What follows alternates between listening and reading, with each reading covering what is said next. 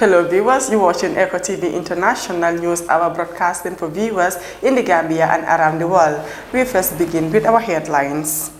Air France cancels summer flights to Banjul.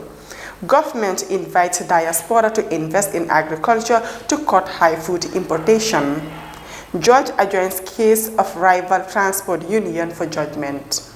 Gambia participates RAP's donors on corruption.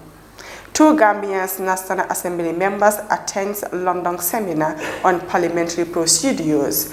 Those were the headlines. We now have the news in detail.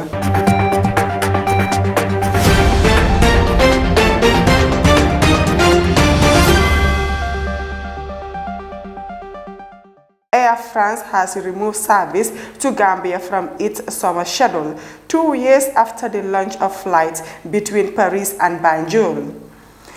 Inaugurated in November 2021 with a daily flight, the French National Airlines route between its base at Paris, CDG and Banjul Yundum Airport was to be offered this summer with 2 flights per week.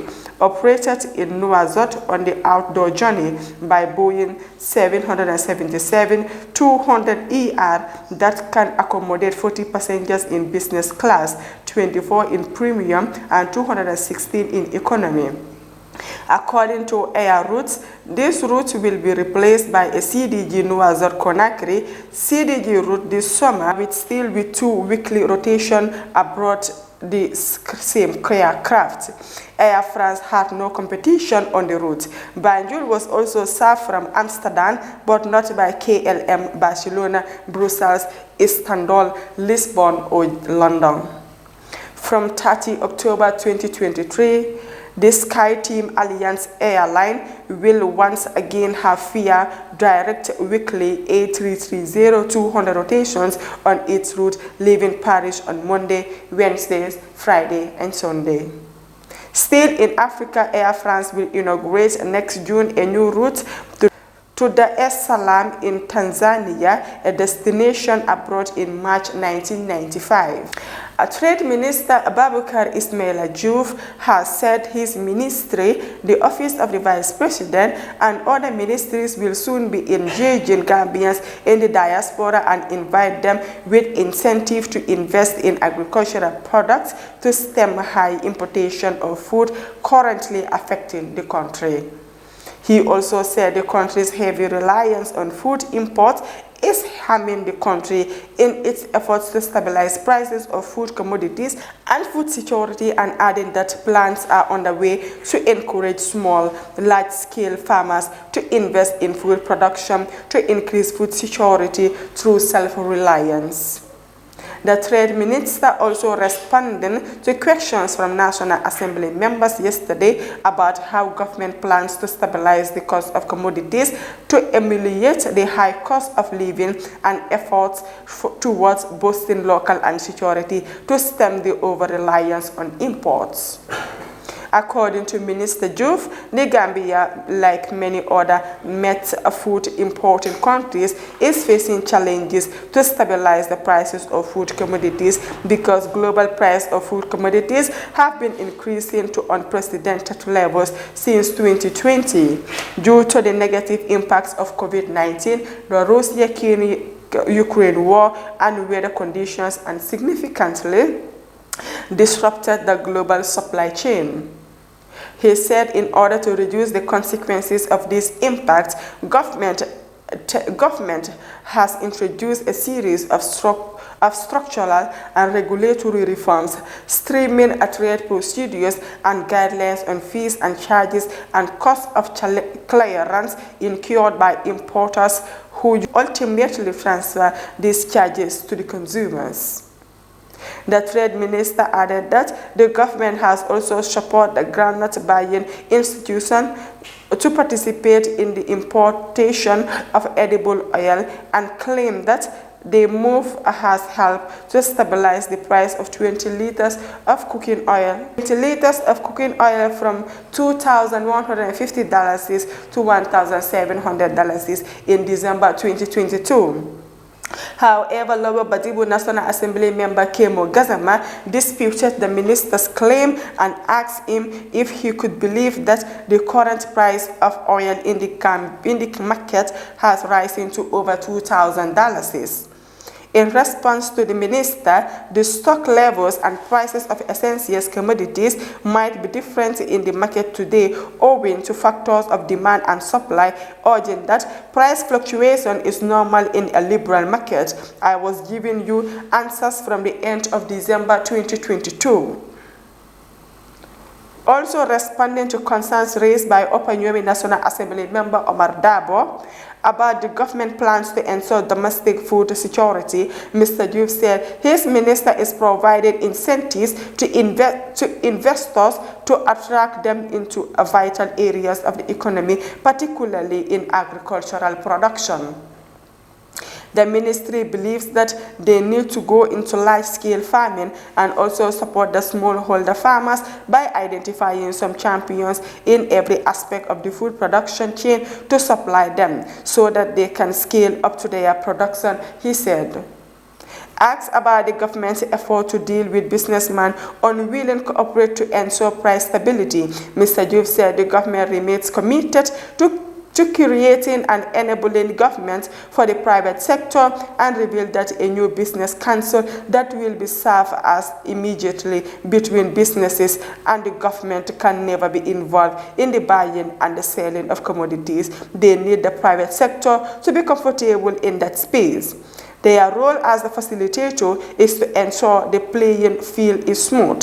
The business community is meeting with his technical team to explore the possibility of meeting the executive to see how they can narrow their gaps, differences in the interest of some, the minister told. Lawyer Yasin Senghor, legal counsel for General Transport Union, also known as the Gambia Transport Union, has urged the High Court to dismiss a suit filed by an organization calling itself Transport Drivers Association on the grounds that the suit is unmeritorious. The lawyer further urged the court to award cost of action to Gambia Transport Union. Lawyer Senghor made this submission yesterday whilst adopting the brief of arguments filed before the High Court presided over Justice Ibrahim Jaite.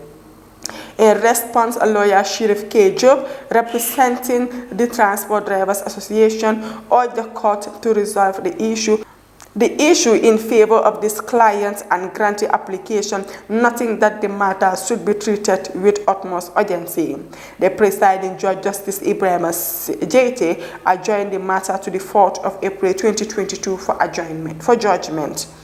The Transport Drivers Association, a rival transport union, is seeking order of the court for the General Transport Union to maintain peaceful coexistence between them, their members, agents, and servants within the transport sector in the Gambia.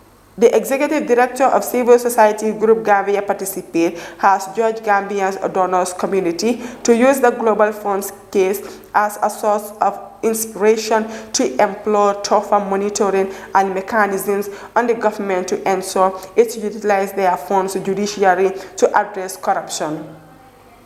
Last week, a government announced it will be refund the Global Fund to $10 million, queried by an internal audit report to have been spent without compliance with procedure. According to sources, they followed a strong position taken by the body on the audit query of the management of its malaria component funds between January 2018 to September 2021 and a demand for an urgent solution to the issue.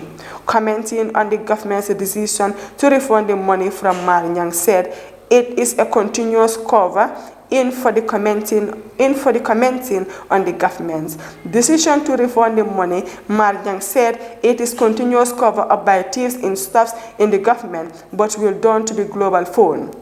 If they were not too vigilant and insistent on getting their stolen monies back, the case could have been buried under the carpet. I think other donors must follow suit.